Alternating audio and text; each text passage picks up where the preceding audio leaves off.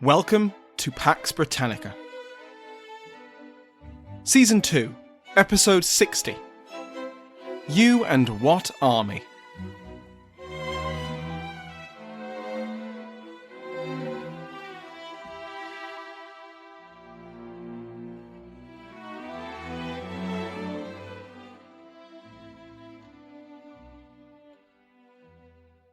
Welcome back to Pax Britannica. I'm your host, Samuel Hume.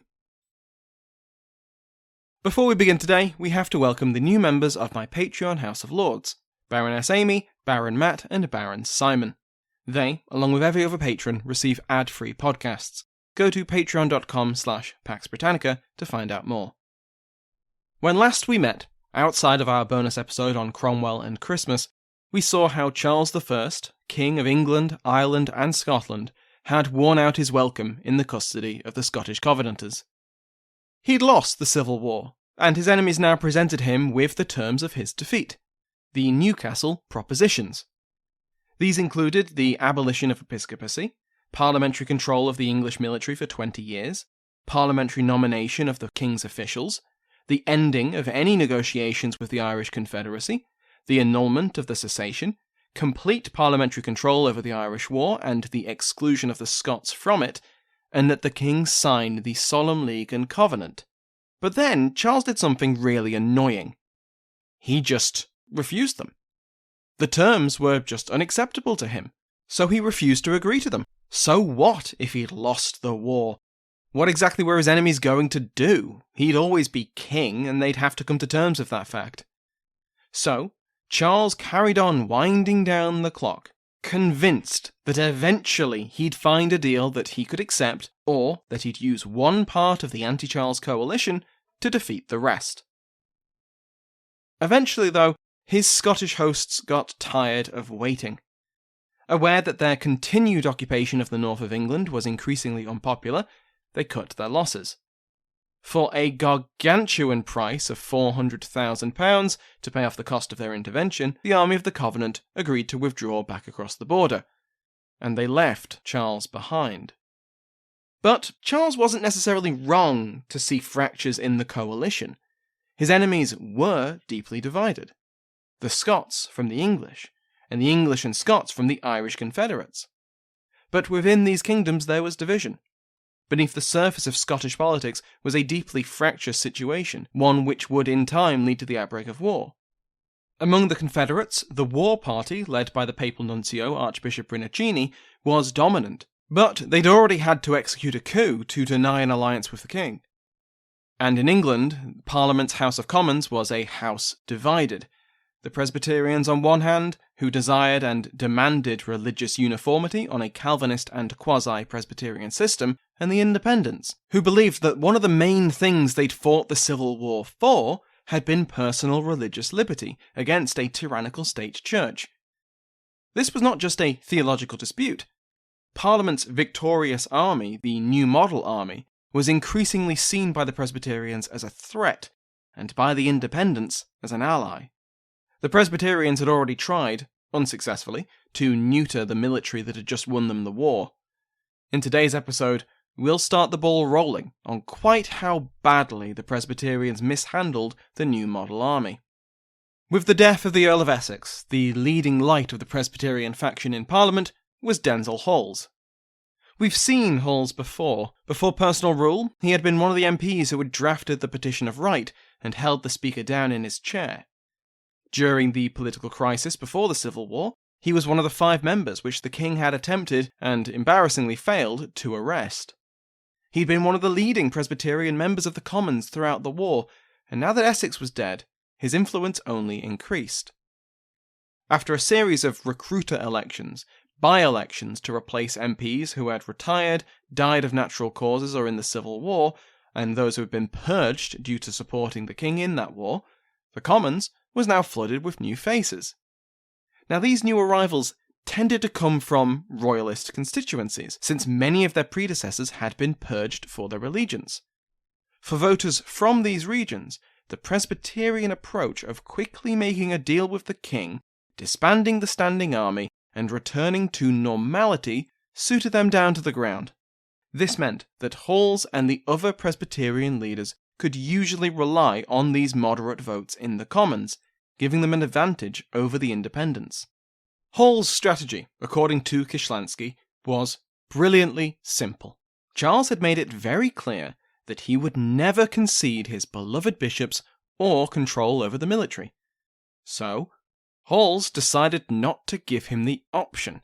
The bishops had, after all, already been abolished by parliamentary ordinance the previous October. The sale of their lands, which paid for the withdrawal of the Scots and the transfer of the king, also removed the financial pillar which their restoration would need.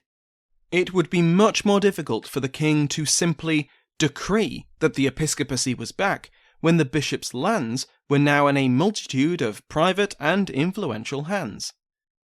The Assembly of Divines concluded its confession of faith, which Parliament would approve in November. Meanwhile, the last military concern was Ireland. Divisions of the new model army would be dispatched to the rebellious kingdom under Presbyterian commanders. In England, most strongholds would be demolished, and those strategic positions which had to be manned would be commanded by Presbyterians. All other forces in England would be disbanded. Then, the king would be presented with a fait accompli, which he could not easily reverse, but also one which didn't press on his conscience. He wasn't being asked to concede on these key issues because they would already be settled. Everything else could then be negotiated, and the king could be invited back to his throne. This was clever, but Holles dramatically underestimated the resistance he would face from the new model army. Perhaps buoyed up by anti-army feeling in London, where the London Common Council, which we mentioned in episode 258, had recently come out against the army, now Holles, backed by Presbyterians in Parliament, struck. On the 18th of February, the Commons, after an all-day debate, carried a motion which stated that only 5,400 cavalry and 1,000 dragoons from the new model army would be maintained in England as garrison forces. Everything else, the infantry and the rest of the mounted soldiers, would be given a choice: disband or serve in Ireland. Further, the motion stated that no MP could serve in the army, reinforcing the self-denying ordinance, and that no officer could be exempt from swearing the Solemn League and Covenant. Exceptions had been made on both counts during the war, but that was in the past. Obviously, Cromwell would fall afoul of both of these conditions, but so would Henry Ireton and many other independents in the army. And, very importantly, the ordinance did not offer to settle the army's outstanding pay or pensions. With the passing of this ordinance, the new model army would cease to be a threat, a deal with the king could be reached, and the rebels in Ireland would be crushed. Except there was one very important group of people who had not been consulted. That's right, it's that very same bunch of veterans with a load of guns. When the army received word of this motion, they had one very important question for the politicians in Westminster. You and what army? Because we are your army. The new model had just won the war, and there was no sizable parliamentary force outside of the new model. And even before Parliament passed this deeply insulting motion, the officers and enlisted men had grievances. Many of them, like I said, hadn't been paid in months, and with the end of the war there were plenty who were quite worried that they would now be held liable for crimes they'd committed in winning it. And these are just the practical concerns. There was a strong streak of independency in the army. There was a lot of anger felt towards the king, who, they believed, had caused the war. So it's unsurprising to find calls from the army for strict crackdowns on Catholicism, toleration for all Protestant worship, and a harsh negotiating position with the king, which were all directly opposed to Holles' strategy. The officers shared many of these complaints, and when news of Parliament's decision broke and their men began to get openly mutinous, the officers took their men's side. A petition was drafted by the army, and it listed 3 core demands. Firstly, they wanted to be paid. The parliamentary motion made no allowances for any wages which were in arrears, or promised to pay the men until they were disbanded. They wanted what was owed to them, and they wanted pensions for the injured and for the families of killed soldiers. Secondly, They demanded indemnity for any crimes committed under arms. And finally, no one would be made to fight outside the kingdom against their will. This meant Ireland. Many leading officers signed it, including plenty of independent officers like Colonel Oakey, Henry Ireton, and Thomas Pride. This petition was presented to a parliamentary commission which had travelled to the army's muster at Saffron Walden. They'd arrived expecting to get on with the job of disbanding most of the force and building a new Irish army. Instead, they were handed the petition, told to take it back to Parliament, and not to let the tent flap hit them on the way out. Gentles proposes that had Holles and the Presbyterian faction in Parliament, quote, addressed these demands in a timely fashion and handled the soldiers with tact, they might have achieved their goal of dissolving the new model army. As it was, tact was not their concern. End quote. Holles reacted to these fairly reasonable demands with outraged fury. He hadn't considered resistance from the army in his plan to deal with the king. He needed their immediate and total cooperation, and any resistance or negotiation from them threatened his plan for the peace settlement. It has to be said that, in this moment, Oliver Cromwell was not a calming presence. He'd been deathly ill over the winter, and appears to have been genuinely depressed once he recovered. He was disappointed by the course of events, and once again was considering emigration, either to the New World or to the continent. But by this point he was well enough to return to the Commons. While he sympathised with the grievances of the army, he still firmly believed that discipline had to be maintained. He was deeply concerned about the growing mutinous feeling among the troops and the lower officers, and, while agreeing with most of the points in their petition, Antonia Fraser notes that Cromwell, quote, felt that the common soldiers had nevertheless gone distinctly too far in presenting their own petition. End quote. Now back in the Commons, for the fateful debate on the petition, he stood and put his hand on his heart, and swore, quote, in the presence of Almighty God, before whom he stood, that he knew that the army would disband and lay down their arms at their door whensoever they should command them. Now this is interesting, because Cromwell was completely wrong. His contemporary enemies would later accuse him of deliberately fanning the flames of this crisis for personal and political gain. But Fraser suggests that actually Cromwell was just very bad at predicting political events. But he was also very lucky and quite good at reacting to them. So to his enemies, Cromwell looked like a master manipulator, a Palpatine-esque figure who was weaving sinister plots to serve his aims, working both sides of the conflict until he could seize power for himself, when instead he made bad political prophecies and reacted well in a crisis. So it's entirely likely that Cromwell either genuinely believed his oath, or hoped that his promise that the army was loyal and should not be feared would be enough to win Parliament over. In which case, with their grievances settled, the new model probably would have done exactly what Cromwell promised they would. But if this last option was Cromwell's intention, he badly misjudged the situation and how little sympathy Parliament had for the army.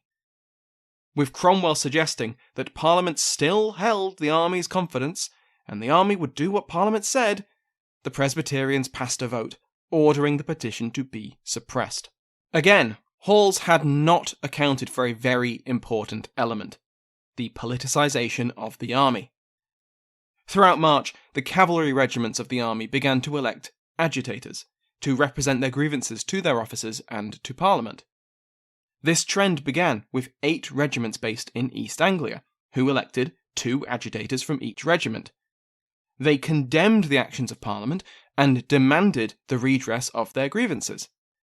The election of agitators spread like wildfire through the army, with regiments of infantry quickly joining their cavalry comrades and choosing their own representatives. Among the ranks of the army grew another political cause: the Levellers. Once again, we aren't talking about a formal group or political party, but defined more by shared causes and association. The name Leveller was attributed to them by their enemies, just like Puritan, and leading Levellers would try and deny the label. But here we are, 4 centuries later, calling them Levellers.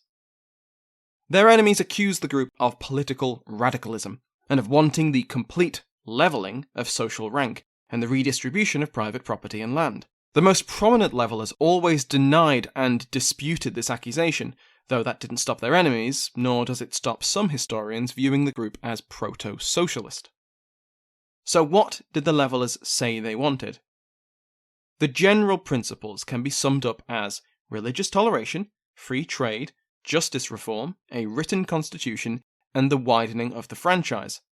All utterly insane proposals which would undermine the very structure of society and could only lead to the complete breakdown of law and order and the great chain of being. I'm sure you can agree. Essentially, we can see in the levellers the logical extension of Parliament's own rhetoric.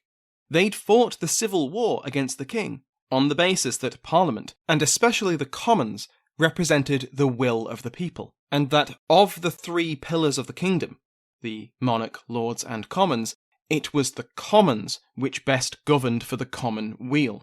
Parliament had spent 5 years championing representative politics. The levellers simply carried this argument one or several dozen steps forward. The Commons should not just be the first among equals between the monarch and the lords, but above both. The other two pillars would have their role, of course. Outright republicanism was rarely suggested at this point, but neither should be able to restrain or overrule the Commons. The second major principle of leveller thought, intertwined with the political question and also an extension of parliamentary rhetoric, was the importance of individual liberty from tyranny. This overlapped easily with the agenda of the Independents, and that's no coincidence. Many levellers started their careers in the independent churches in London.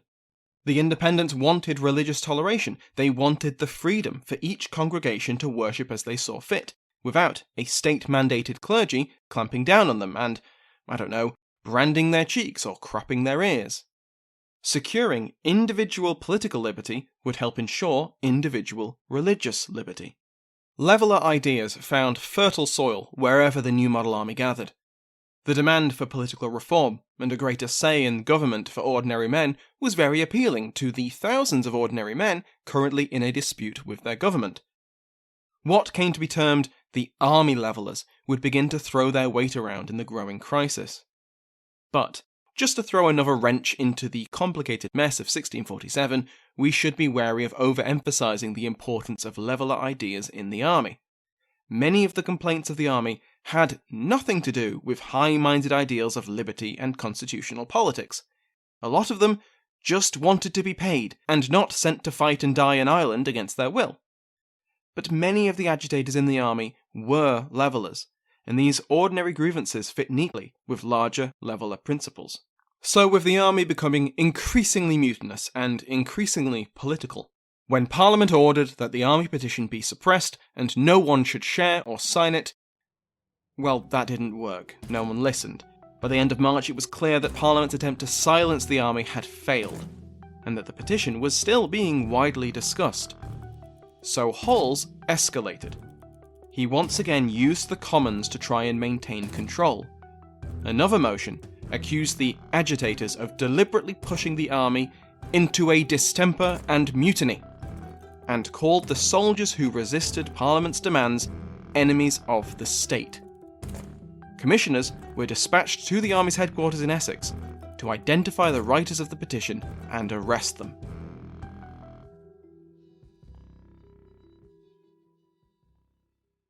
This declaration of dislike was, to quote Gentles, the crossing of the Rubicon for Holles and the Presbyterians. The declaration not only tried to revoke their right to petition, a bedrock of English politics, but offended their honour by calling them enemies of the state. Again, they had just won the war for Parliament. They expected to be paid as they were promised, they'd invoked their ancient right as Englishmen to petition, and now they were being accused of being enemies of the state? How else were they meant to make their wishes known? The commissioners arrived at Saffron Walden and informed the army that, no, Parliament was not accepting their petition, and they had a choice to either disband or serve in Ireland under officers of Parliament's choosing. Notably, not Oliver Cromwell and not Sir Thomas Fairfax. Sir Edward Massey would be returned to command as Lieutenant General of Horse, replacing Cromwell, and Skippon would be elevated to Field Marshal in place of Fairfax.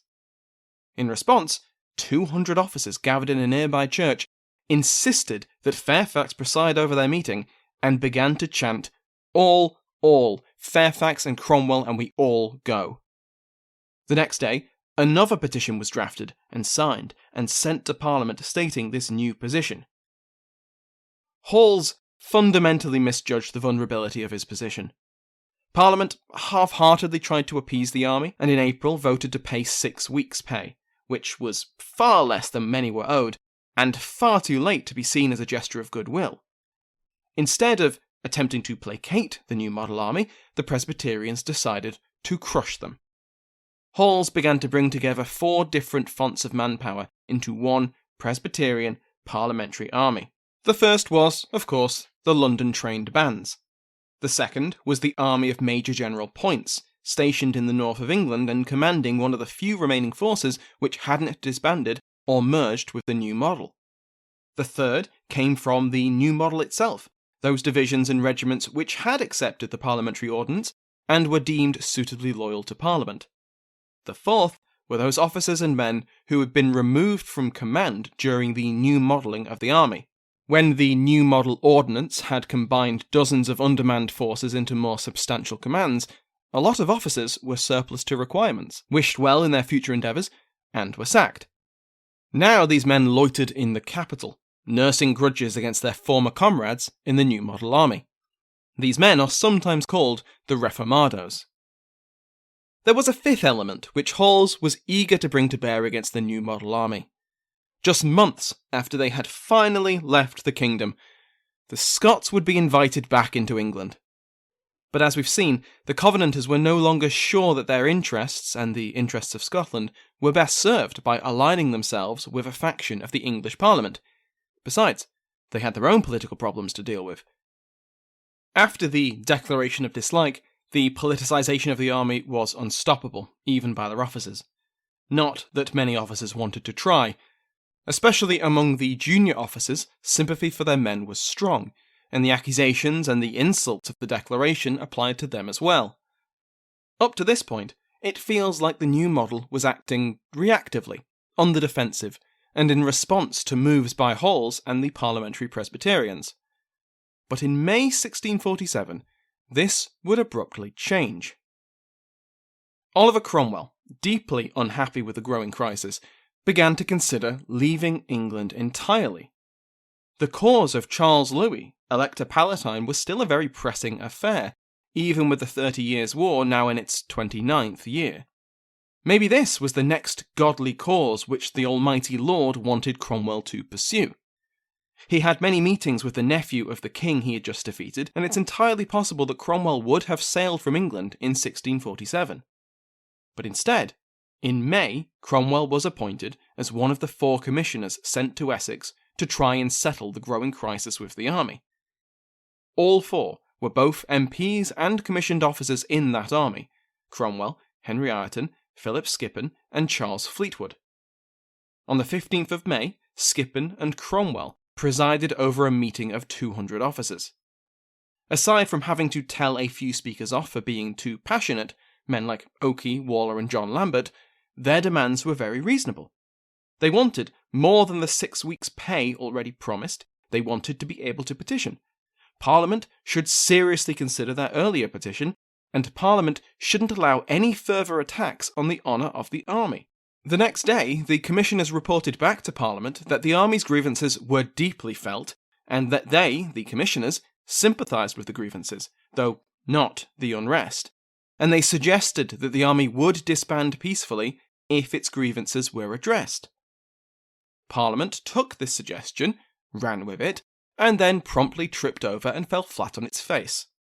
Cromwell and the other commissioners looked on in horror as the Houses took their suggestions, offered meagre concessions, and then continued on their hostile path, insisting on service in Ireland and the disbanding of the remaining regiments, with only the promise that the rest of their grievances would be settled, just as soon as they gave up all their leverage and agreed to Parliament's demands. Fairfax communicated Parliament's latest offer to the officers, who rejected it. The Commander-in-Chief was only precariously maintaining his authority over the increasingly mutinous troops. Fairfax wrote to Parliament, informing them that I am forced to yield to something out of order, to keep the army from disorder, or worse, inconveniences.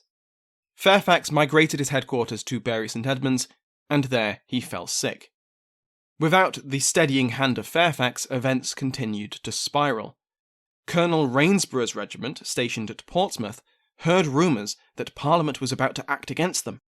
They mutinied and marched on Oxford in order to take control of the former royalist capital and current home for much of the new model army's artillery. Rumours also began to spread that Parliament and the Presbyterian troops that answered to them were going to move the king, either to London or to hand him back to the Scots, so that the Scots could then invade and defeat the new model army. And then, at the end of May, one George Joyce, a cornet in Fairfax's own cavalry regiment, seized the initiative when he arrived at Holmby House to take custody over the king. Charles I was now in the hands of the army. Before we end this episode, I've included a link in the show notes to a survey. It's mostly a way for me to learn more about you, how you found the podcast, how you're finding the podcast, what you'd like to see more or less of, that kind of thing. It's only short, so if you have a few minutes to scroll through, I'd greatly appreciate it, and it will help guide the show. Also, at the end is a simple scale of interest in a project I've been thinking about for a couple of years now. A new, focused, highly produced podcast on the end of the British Empire. Focusing on a separate part of the Empire each season, with each episode consisting of narrative and clips of interviews with historians. Think the style of Fall of Civilizations meets the BBC's Time Travels. There's a lot more to it than that, but until things are in motion, that's all I can really say. So, once again, the link to the survey is in the episode description. Thank you to my House of Lords, including but not limited to the King's favourite, Mike Sanders, the Duke of Bristol, Bill Winkes, the Marquess of Hull, Steve Cloutier, and the Countess of Coventry, Linda Knowlton. If you'd like to join their ranks and, at a minimum, receive an ad-free RSS feed, go to patreon.com/Pax Britannica to find out more. If you want to support the podcast in other ways, please recommend it to a friend or post about the show on social media. Thank you to Sounds Like an Earful for the interval music in today's episode, to my entire House of Lords, and to you for listening.